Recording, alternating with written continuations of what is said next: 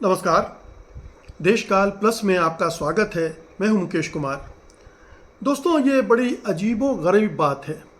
आमतौर पर होता यह है कि युद्ध के दौरान जो भी दो देश आपस में लड़ रहे होते हैं वो बढ़ चढ़कर दावे करते हैं, सत्य से परे होते हैं।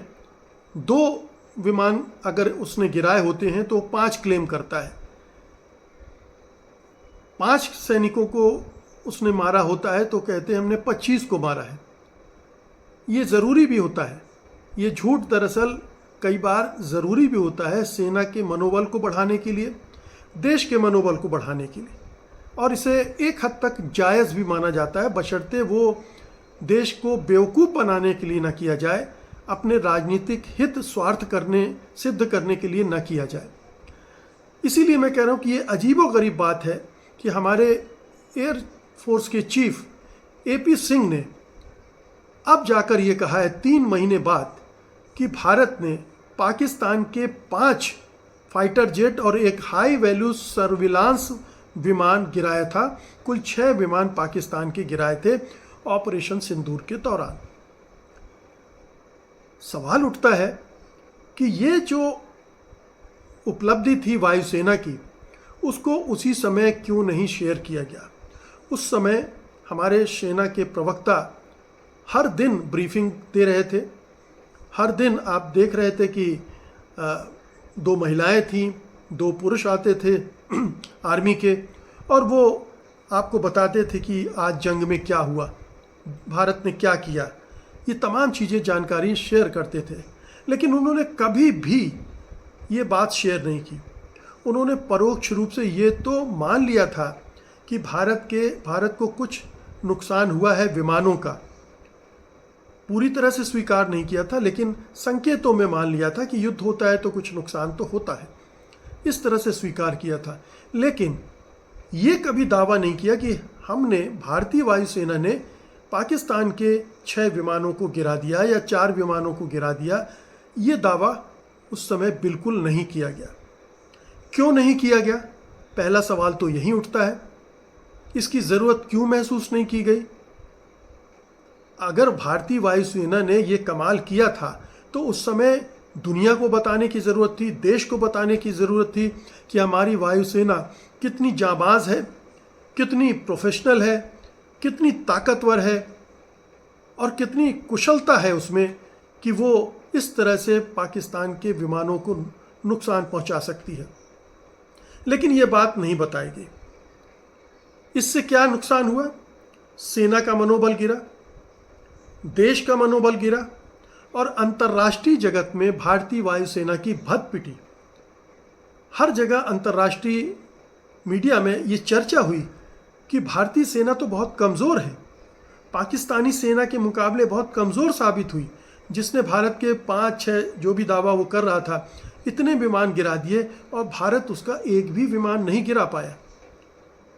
यहाँ तक कहा गया कि राफेल विमान हमारा गिरा दिया गया और उसमें चीन की मदद, चीन के इक्विपमेंट, चीन के विमान, चीन की मिसाइलें इस्तेमाल हुई और वो ज़्यादा कारगर साबित हुई। ये भी मैसेज गया। तो ये एक बहुत ही शर्मनाक स्थिति भारत के लिए निर्मित हुई थी। और उस समय इन विमानों को गिराए जाने की खबर अगर शेयर की गई होती तो हमारा रुतबा बुलंद होता, हमारी साख अंतर्राष्ट्रीय जगत में गड़बड़ाती नहीं,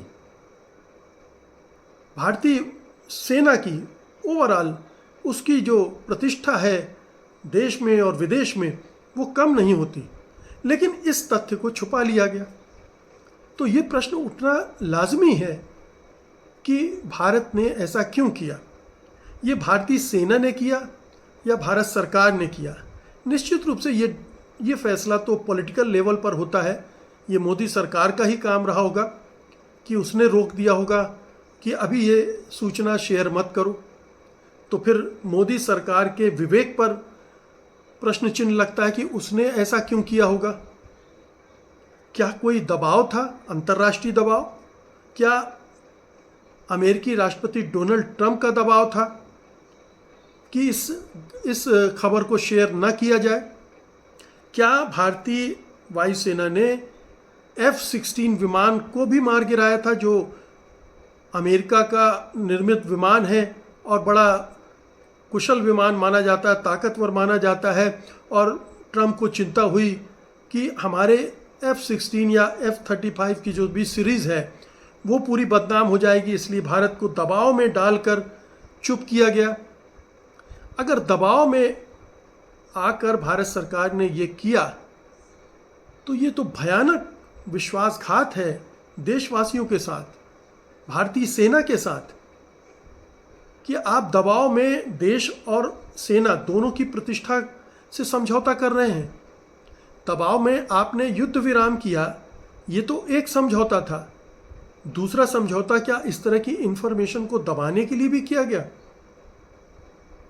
तो ये बड़ा एक चौंकाने वाली बात है, समझ में ना आने वाली बात है कि आखिरकार मोदी सरकार ऐसा कर कैसे सकती है, लेकिन उसने किया।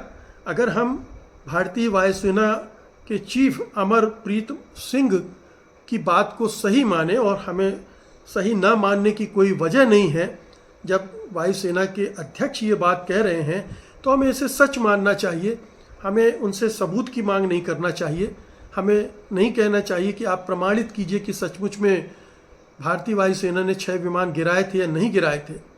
लेकिन मोदी सरकार से तो सवाल पूछा ही जाएगा कि उसने इस खबर को क्यों छिपाया।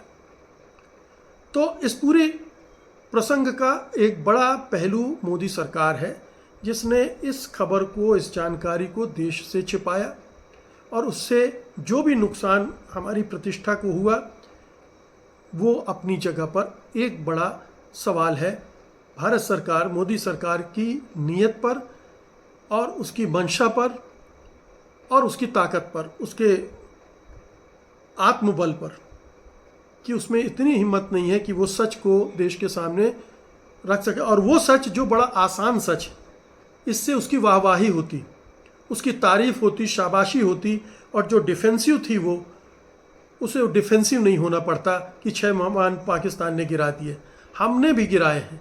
ये उसके पास ये तर्क होता भारत सरकार के पास, जो उसने इस्तेमाल नहीं किया।